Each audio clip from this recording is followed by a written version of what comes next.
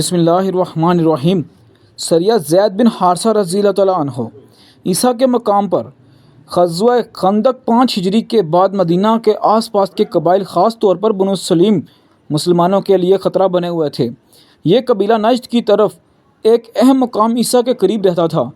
ان کی سازشیں بڑھ رہی تھیں اور وہ تجارتی راستوں پر ڈاکے ڈالنے اور مدینہ پر حملے کی تیاری میں مصروف تھے۔ رسول اللہ صلی اللہ علیہ وسلم نے ان کی بڑھتی ہوئی سرگرمیوں کو روکنے کے لیے ایک مہم روانہ کرنے کا فیصلہ فرمایا۔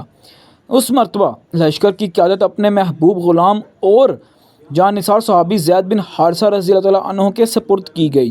روانگی: زید بن حارثہ رضی اللہ تعالیٰ عنہ ایک مضبوط لشکر کے ساتھ مدینہ سے روانہ ہوئے اور کئی دنوں کے سفر کے بعد عیسیٰ کے مقام پر پہنچے۔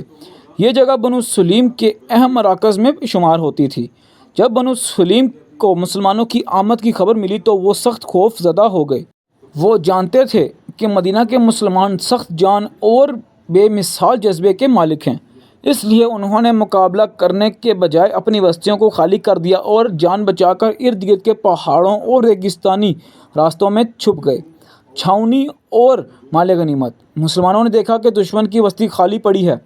گھروں میں کوئی مرد، عورت یا بچہ موجود نہیں تھا، صرف اونٹ، بکریاں اور کچھ ساز و سامان باقی رہ گیا تھا۔ زید بن حارثہ رضی اللہ تعالیٰ عنہ نے ان جانوروں اور اموال کو بطور مال غنیمت قبضے میں لیا اور لشکر کو حکم دیا کہ انہیں مدینہ لے جایا جائے۔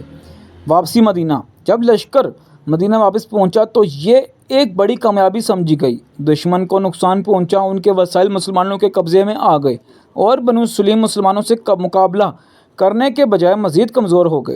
نتیجہ: تاریخ جمادی الاولیٰ 6 ہجری ستمبر 627 عیسوی۔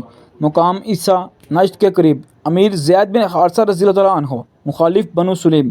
نتیجہ: دشمن لڑنے کی ہمت نہ کر سکا، بستی خالی کر کے بھاگ گیا۔ مسلمانوں کو بڑی مقدار میں مال غنیمت حاصل ہوا۔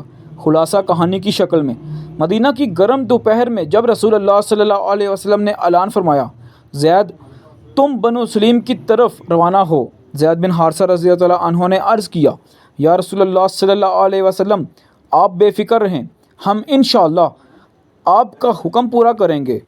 لشکر روانہ ہوا۔ صحرا کے سفر میں تیز دھوپ، پیاس اور گرد و غبار کے باوجود ہر ایک کے دل میں صرف ایک جذبہ تھا: اسلام کا پرچم بلند رہے۔